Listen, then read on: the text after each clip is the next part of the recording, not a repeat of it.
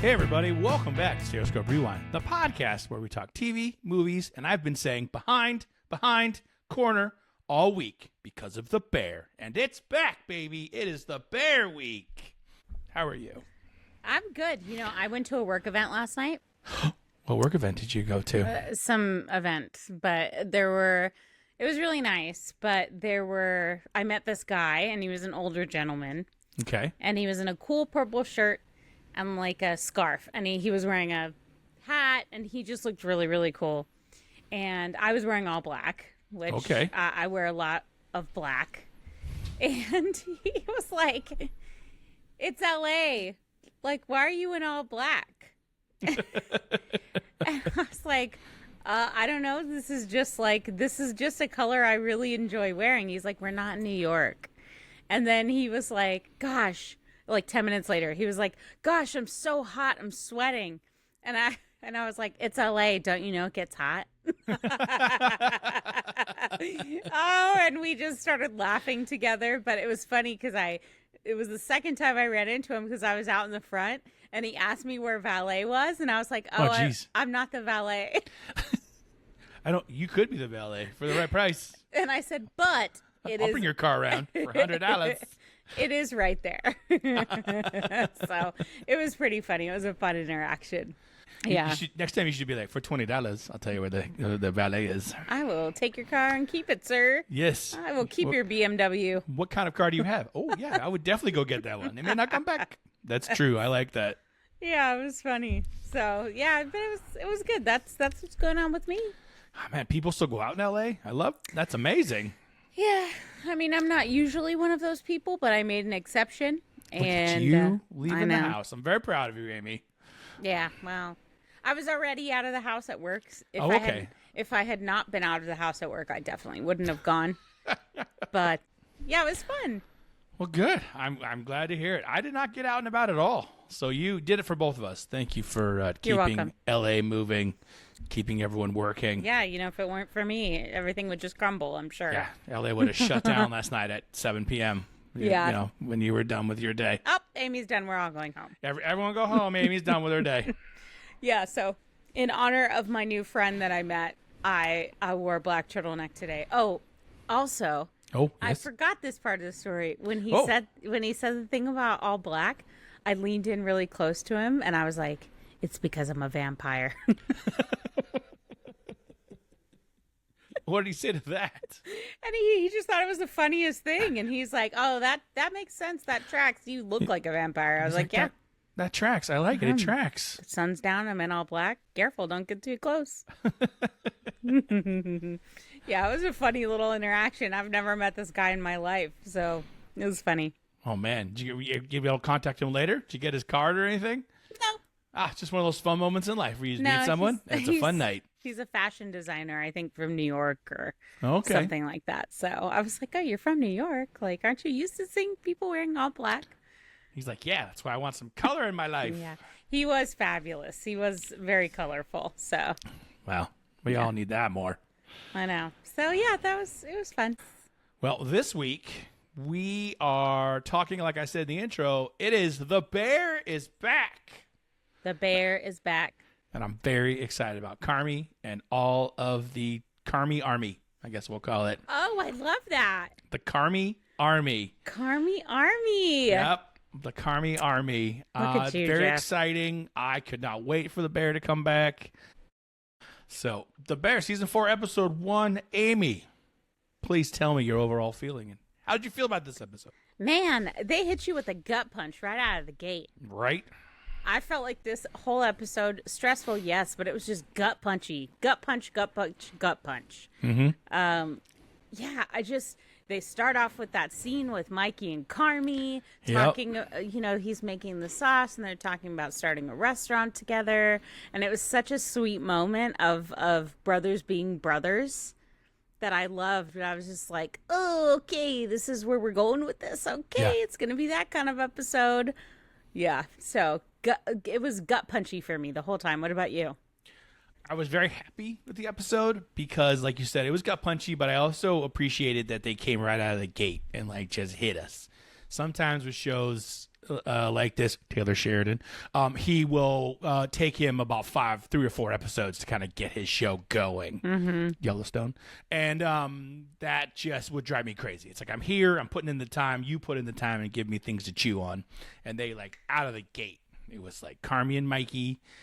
And then we go straight into the restaurant, and they have that moment with Carmi and what was her? I forget her name. Sydney. Carmen and Sydney have that great conversation where she's just really trying to lay it out for him, like, you know, the truth, man. Like, this is the truth. And the gut punches kept coming. It was just like, first it was Carmen and Sydney, and then all of a sudden Computer and Unc come in, and I just love any scene Computer's in. Like, he's so much fun because it's just so.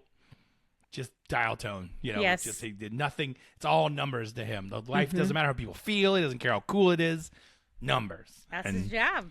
Yep. And the giant clock. Once again, we're to time. Lots of time in the episode. And so, but overall, I loved it. Cannot wait to get to the next episode. I could not wait. So just so you guys know, Jeff and I have decided that we are going to wait and watch an episode and then talk about it together. So we have not. Usually Jeff and I would just binge watch all 10 episodes. I would have been done by, was it Thursday? Like, it's the Thursday. Like, they came out on Wednesday yesterday, and it's Thursday around 5 o'clock. Saturday, Sunday. I would have finished it by probably today or tomorrow, easily. Yeah. Easily, because they're 30 minutes, and there's only 10 of them, so that's like 2 or 3 a day. Like, no problem. But what we've realized is that Jeff and I tend to, like, mush things together, and we can't separate one episode from another. So we've decided to self-inflict torture ourselves and review one at a time. And Jeff watched it before I did, and he texted me and he said, "Oh, you're going to have a hard time stopping." And as soon as the first episode stopped, I was like, "Oh, he's so right. I just want to keep watching it." It was so great. Like, it ends and and the thing about The Bear I love is that they edit in a way that, like, you tell they show you the ending's coming. So, like, it doesn't just end hard, but, like, they definitely do, like, a minute of, like slowly wrapping up. And because the end of this episode, it was all just showing all the clocks and time. Everything's time now. Ooh, yeah. Which makes sense. I've had times in my life where there was a clock where you're just trying to figure out, you know, what you're doing and how much money you have and all those things. So you could tell as it came to an end, you're like, oh, no, and to black. And then just, you know, written, whatever, the credit. And I was like, I mean, normally it would be fine, but since we're waiting, that's what makes it we're going to have the most high-speed recording schedule we've ever had in our entire life. Yeah, we talked about it last week, and we're like, let's do multiple in a weekend, just in case. Let's just bang this out. Let's get it going. Right? Tonight we can watch episode 2? That's okay? No, I'm literally going to, we're finished here. I'm literally going to stop the recording. I'm going to say, good night, Amy. I'm going to run on my television. Bye. Bye. I've already watched episode 1 twice. Have you? Yeah, I watched it twice, yeah. I haven't had time, but I watched it last night. Yeah, I watched it, and I did our show notes. We do show notes on kind of what happened so we can refer to it. And then I'm like, I got to watch it again to kind of get my opinions. So it's like, it's all right. It's easy to watch twice. It's not hard at all. I know. So true. But yeah, overall, I'm so excited, and I'm glad it's back. Some of my funny notes from the episode is Chef Shapiro, who's the guy that's trying to get Sydney to leave. Trying to poach Sydney. I thought he was a real chef. He's not. He's an actor. But I learned today that he started a Philadelphia-style pretzel company in his kitchen during COVID. So they sold pretzels. Oh, that was weird. That was a weird piece of trivia. I love pretzels. Yeah, I know. I guess because during COVID he couldn't get the Philadelphia style. I'll have to find out what that is. We'll report back. You know, our friend Brian has told me about that. We were in Philadelphia about a month ago, and it was his mission to find these pretzels. And I'm like, what is with this guy and these pretzels? Like, why do we need to find these pretzels? And he was like, yeah, my mom's from Philly. She loves these pretzels. So maybe we can explore that together. Yeah, maybe we'll get some pretzels. We'll try them. Now we got to get some Philadelphia pretzels. Try them. Maybe I can make them. Ooh, I like where this is headed. Pretzel making with Amy and Jeff. Yay! Special edition. Pretzel making. So funny. Let me see here what I got. Yeah. What were some surprise moments or screen shout-outs? First off, anytime Cousin and Neil walk in together, I know it's going to get real. I'm very excited. I love both of them so much. I know. Matty Matheson, I knew him way before The Bear from his internet cooking, and hold on. Matty. Oh no, you're just gonna reach right up there with the Matty Matheson book? Yes, Matty Matheson. Do you have this cookbook? I do not. You should get it. It's very good. Okay, I will check it out. And he dumbs it down to like normal people stuff. Well, yeah, I watch his YouTube all the time, so. Yeah, and each like recipe is just like one page. Yeah. And he says, poke holes, and it's funny, like Matty Matheson is. Yeah, no. I like when he yells on YouTube. He's like, "It's not my problem." I didn't even stage that. It's just here. It's literally right next to you in your book nook. In my book nook. Amy's in her book nook corner. Yes. Okay, so Computer and Unc, those are... So Computer and Unc, anytime Cousin and Neil walk in, because they walk in after, Unc and Computer just dropped a huge bomb on everybody, and then Neil and Cousin walk in. They're like, what's going on? What's going on? I'm like, oh, this will be good. So I just love the whole conversation with Uncle and Cousin and Computer and just everyone, the whole place. I loved how hard math is. Math is hard. We've learned that this week. I wrote that down too. I was like, math, 10 months, 9 months, 3 months. I said, and then I wrote, I'm terrible at math, so I can relate. It made me laugh. I'm like, math is hard. Carmen's like, I just want to cook. I've known people like that where they're just good at one thing. Like they can fix a car, they can cook. They're just so good at what they do that like nothing else matters. And I am more of a person of a jack of all trades. So I was always a little bit jealous of people that were just really good at something. Really honed then, in like, their brains just like it doesn't do anything else. It's like I know how to do this, and I'm just gonna do this, and I don't care about the rest. And I have a problem with caring about the rest. I wish I could care less about the rest sometimes. Same. But yeah, I love that about him. And then I loved the in the middle of all of the tension about how like the restaurants, the parachute, the holes, the rockets, the disaster. Yeah. They come, hey, Uncle, just want to let you know there'll be a robot outside. And then they were like, what robot? And they were so concerned. And then he's like, I got it for free. And they're like, good job. Good job. His name's Chucky. And then he just goes back in. I see those in LA. They're really cool. I know. I have fun with them. I was down here crossing over a major street, and there were 5 of them in the crosswalk at the same time. It's a gang of them. I was like, oh my God, they're coming to get us. There's a gang. Everyone run. The gang of delivery robots. Yeah, it's right near UCLA, a big college. I'm sure they use them at UCLA a lot, but it was just like so many of those robots one day, and it was the light was turning yellow, and they're all like trying to figure out what to do, and I was like, oh, this will be fun. Let's see what happens here. That's little cute. robots. But I'm my new favorite fan. I'm a new favorite fan of Chucky. Go Chucky, go! It says on the side of the robot. Go Chucky, go! Mm-hmm. And then, of course, I love that the team of Ever is back. The Ever team was one of my favorite parts of season 2, and the episode Forks is probably one of my favorite episodes. So I was thrilled the Ever team walked in. I called them. I said, I love that he brought in the Forks team. Because I don't remember the name of the restaurant, but it's the Forks team. Yep. It was Team Forks. Yep. Team Forks. That's better than mine. Let's go Team Forks. I had to look up their names. Like I wrote down their names right here, and I didn't even know their names. I just knew they were Team Forks. Yeah, I said, love that they brought in the Forks people. They needed that manager woman to whip them into shape. Yep. They're very eloquent. Very eloquent notes. Yeah, well, it was funny because Jessica is the expediter. I learned that from the interwebs. And then Garrett, of course, we know Garrett was the guy that was pushing Cousin around, being like, polish your forks. Yes. He was the guy. And then there was the other guy that we didn't even have a name on the internet, like didn't have a name in all the websites. So he never had a name. And she says his name. She goes, I'll expedite. Garrett will be on the floor. Renee will be on the floor. And I was like, He has a name. Yay. Hey! Welcome, Renee. Welcome to the Bear. Oh, I love it. Yeah. So that was, and then of course kicks off the greatest montage of all time with some of the best music ever. You hear that music, you're just like dialed in. Mm-hmm. I know they have really good music. Yeah. How about you? Anything surprising or? Very, very similar to yours. The one thing though that I did put in, which was more of a sad moment, was the scene where Carmy is on the bus, or he's on the train. I think it's the subway. Yeah. Okay, he's on the subway, and then he remembers the name of that, crappy Irish restaurant that that they were referring to at the beginning, or that they were talking to at the beginning. Yeah. And then it shows his phone, and he still texts his brother. Yep, and it says undelivered.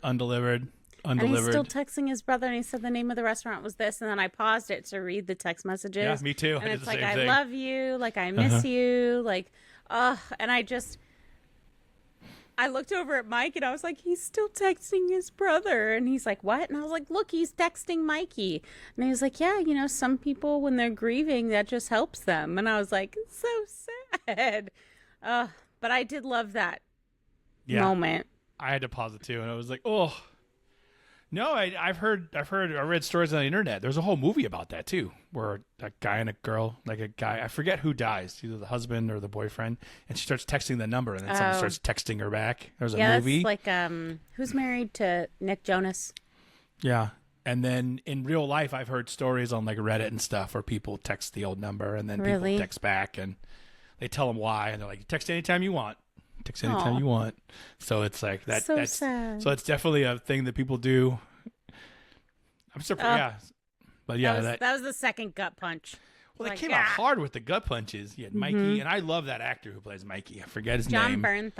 John Bernthal. I'm a huge fan. Anything he's in, he was great in The Accountant too, as the brother. He stole the movie.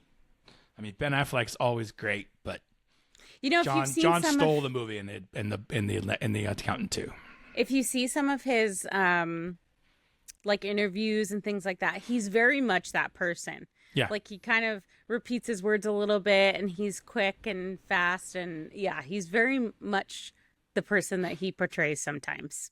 Yep. So you're right. It was a gut punch, and then the clock gut punch.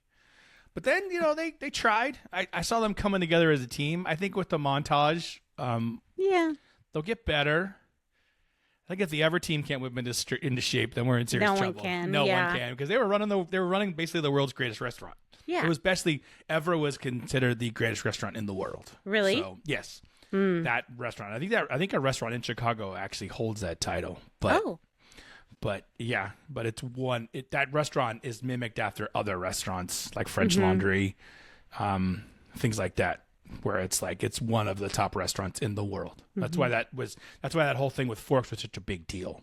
Because it's like they have 3 Michelin stars, which is really hard to get, and they keep it year after year. Like keeping 3 stars is bananas. Mike did ask me, he's like, do you think that restaurants really run like that? And I said the highest end ones, yes.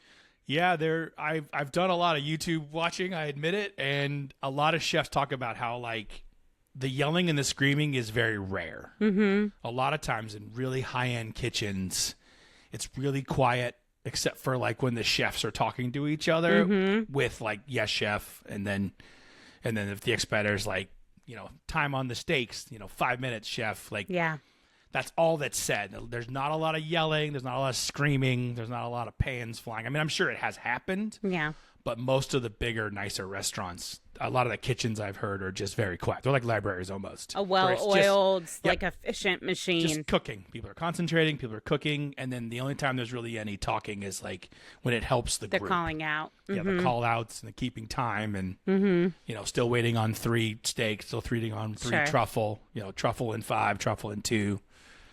But so God, I would love to go to a restaurant someday with a star. That'd be fun. He's like, hi, can I come in the kitchen? Yes, look, can I come in your kitchen? That's why a lot of fancy restaurants, the kitchens have glass and they're open. Oh yeah, because it's like they're proud of their kitchen. It's not something to hide. Like they're proud of it. And then I saw an interview with Carmy. And he says that there's an episode of The Bear where they're on the floor, like scrubbing the floor with a brush. And they asked him, like, why don't you use a mop? And he goes, people that have worked in fancy kitchens, they do literally get down on the floor and clean on their hands and knees, because then you get to see everything and you get to hit everything. It's clean. We're like mopping. There might be corners that are dirty or you might miss something. So cleaning it up and down like that is real. I believe it. It was just like crazy. completely soaping up the place. Yep. And they do it every day. It's like part of the system. It's part of the system. Yeah. What were some of your favorite quotes? There were so many, but my favorite one involves anytime Cousin's my favorite. God, I love Richie so much. He's so good. The Forks episode I've watched so many times because I just I love that there are times in my life when I need a little kick in the butt, and that episode just gives me a little you can do it, because he was a mess beforehand, and then now he's pulling it together, and it's I get his that. Suits. I love him so much. But Sugar was yelling at him for flowers. And she's like, too many flowers, stop buying flowers. And he was like, I'm sorry, I blame it on my elegance. I know, that was funny. Just I have never said that line in my life. I blame it on my elegance. He's like, I'm sorry, are you mad at me? Yeah. And then she's yelling and the baby's crying, and he's like, I'm sorry, are you mad at me? And that's just so it's so how that place runs, because it's they all are trying to get them all in step in line, but then they're also family, and you can only yell so much at your family before it's just I'm sorry, don't be mad at me, please don't be mad at me, I love and he's you. like, I love you, Sugar. I love you too. How about you? Any fun quotes? I liked when Carmi and Mikey were in the kitchen, and they were talking about the restaurants, and Carmi says everyone likes restaurants, even a-holes. He's not wrong. Yeah. And then another gut puncher, but he said we can call it Mikey's. And then Mikey says, I think I got a better name. Yep. And then I also, this isn't a super important moment or anything, but I love it when Maddie Matheson, who plays Neil, comes in, and they're like, what's going on? What you were talking about earlier. Yeah. And Nat goes, or Sugar says, hi, my love. And he goes, hey, Nat. and then they're like, what are we talking about? They're like, holes. And Neil's like, what kind of holes? And Nat's like, big ones, honey. Their interactions, because they love each other so much, and she just kind of treats him like a child a little bit. Oh, I love you, sweet cakes. She's just very sweet to him, and I just love their little relationship that they have, their friendship. So those are mine. It's Neil, baby. Neil's the best. Yeah, in real life and on screen. Yeah, they're all the best. Predictions. Once again, I would predictions.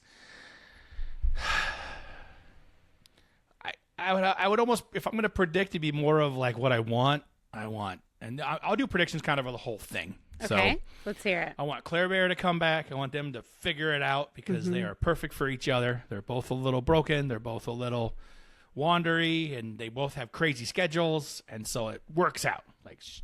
She'll have 12-hour shifts at the hospital. He'll have 12-hour shifts. They'll have to organize their days off. But other than that, he did say in the text to Mikey, you were right about Claire. You were right about Claire. That's right. And they didn't have their thing until after Mikey had passed. So. Yep. Yep. Exactly. I want the restaurant to pull it together. I don't know if they get a star, but I don't want them to close yet. Yeah. I want them to figure it out. And so I hope for that.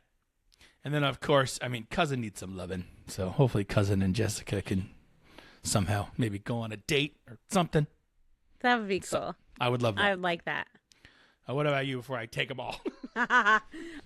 Well, I've also put I'm a hopeful person, so I am hoping they turn it around. Yep. But I said, I thought as soon as they brought that clock in, I was like, Carmi's going to be staring at that thing the whole time. Oh, yeah. And of course he was. Hard not to. It's hard not to. But my prediction from just based on that opening scene alone, is that, from the opening scene with Mikey, but also with the scene with Sydney, is that they're going to get less stuffy and more authentic. And it's going to start shifting into the whole thing about making people happy and taking care of people and moving more away from the obsession of the Michelin star and into the taking care of people obsession. Okay, I like that. And I'm hoping that it shifts in that direction, because then I think the star will come naturally, because they're moving into that authentic, wanting why they wanted to start a restaurant in the first place. And I think maybe that's why they had that scene. Got it. Yeah, that makes sense. I like that. That makes a lot of sense to where they the movie Burnt with there was a movie called Burnt. I love that movie with what's his name? Mr. Handsome. Bradley Cooper. Bradley Cooper. Yes. And that happened in that movie too, where like he got so obsessed with the star, he wasn't fun. Yeah. He wasn't fun. And it's got to be fun. The restaurant's got to be fun. The chefs have to be having a good time. Mm-hmm. Feel like they're creative and they're creating. Mm-hmm. And then, because then in the end of Burnt, spoiler alert, you should see it anyways. Great movie. So good. In the end of the movie, like he goes, the Michelin star person's here, and he's just like, it's all right. We'll do what we do. Mm-hmm. And we'll just do it. We either win or lose, but we'll do what we do. Mm-hmm. So I agree with you. I hope they head in that direction. Me too. It's like they just kind of do what they do. Yep. And let's see. And I gotta stop doing those high pitched noises. They don't come across in my audio. Oh no, I'll make sure that one gets put in. That was an excited squeal. Excited squeal. Good. I'll make sure it's in. Thanks, Jeff. You got it. I'll make sure of it.